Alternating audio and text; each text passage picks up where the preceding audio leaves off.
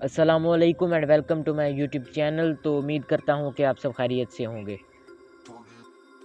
दूसरी आलमी जंग के दौरान जब अंग्रेज़ों की हालत कमज़ोर थी और बरसगीर पर जापानी कब्ज़ा होता नज़र आ रहा था, तो बरतानवी हुकूमत ने बरसगीर के सियासी बहरान को हल करने के लिए सर स्टीफर्ड क्रिप्स की क़यादत में एक मिशन भेजा।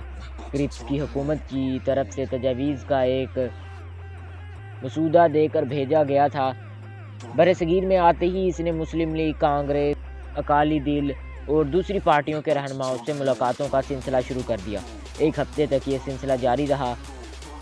क्रिप्स तजावीज़ का खुलासा ये था कि दौरान जंग बरसगीर पर बरतानिया का कब्ज़ा बरकरार रहेगा और जंग ख़त्म होने के बाद मुल्क में एक दस्तूर साज असम्बली बनाई जाएगी जो हुकूमत के लिए दस्तूर तैयार करेगी। दूसरी तजावीज़ ये थी कि आइन वफाकी तर्ज का होगा जिसमें तमाम सूबे और रियासतें शामिल होंगी।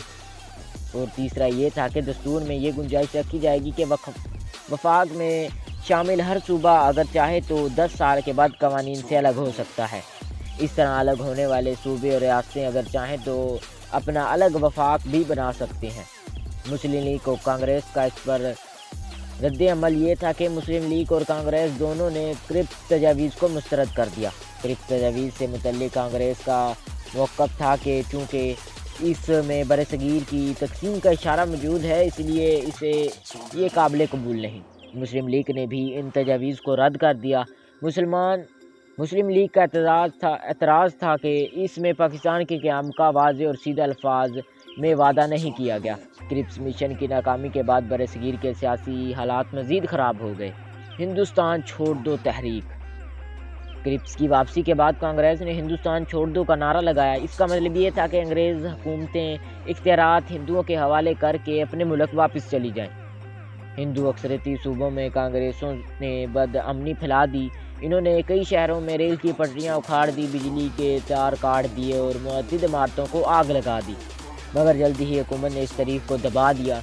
इस तहरीक के चलाने में मुसलमानों ने कोई हिस्सा नहीं लिया। इसके बरक्स कायदे आज़म का नारा था तकसीम करो और चले जाओ।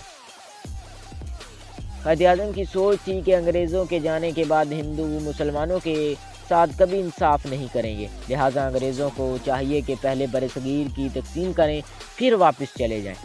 हिंदुस्तान छोड़ दो की तहरीक की नाकामी से कांग्रेस पर यह बात वाज़ेह हो गई थी कि मुस्लिम लीग के ताउन के बाद आज़ादी की कोई तहरीक कामयाब नहीं हो सकेगी।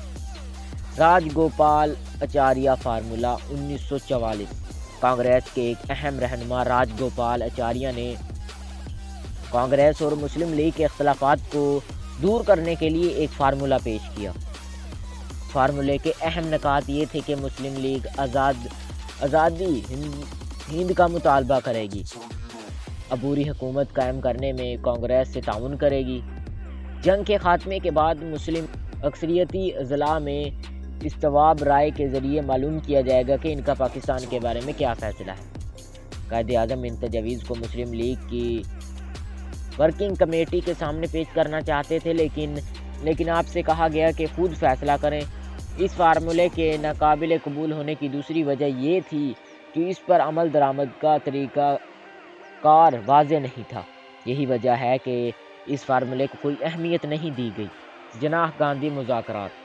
सियासी मसला को हल करने के लिए मुंबई में कायदे आज़म और गांधी के दरमियान 9 सितंबर से 27 सितंबर 1944 में मुज़ाकरात हुए, जिनमें गांधी ने 2 कौमी नज़रियों को मानने से इनकार कर दिया, आज़ादी पर इसरार किया, लिहाजा ये मुज़ाकरात नाकाम हुए।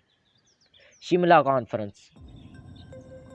1945 में दूसरी जंग अज़ीम में अंग्रेज़ों की कामयाबी के वाज़ेह आसार नज़र आने लगे। लॉर्ड वेवल बरसगीर के इत्तेहाद का हामी था। वो चाहता था कि जंग के बाद मुस्लिम लीग और कांग्रेस मरकज़ी हुकूमत में शरीक हो जाएं। इस मसले पर गौर करने के लिए इसने जून 1945 में शिमला में सियासी जमातों की एक कॉन्फ्रेंस बुलाई। कांग्रेस ने मौलाना अबू अल कलाम आज़ाद को अपनी तरफ से भेजा ताकि ये बात साबित की जा सके कि वो मुसलमानों की नुमाइंदगी भी करती है। मुस्लिम लीग की नुमाइंदगी कायदे आज़म ने की, जबकि शुरमनी अकाली दल की नुमाइंदगी मास्टर तारा सिंह ने की। पंजाब के वज़ीर आज़म खिज़र हयात रवाना का भी कॉन्फ्रेंस में शरीक हुए। لارڈ ویول چاہتا تھا کہ نئی مرکزی حکومت میں 5 مسلمان وزیر اور 5 ہندو وزیر ہوں، جبکہ 3 وزیر دوسری اقوام سے لیے جائیں۔ امید کرتا ہوں کہ یہ پارٹ بھی آپ کو پسند آیا ہوگا۔ Wait for next part, meet you in next video. اللہ حافظ۔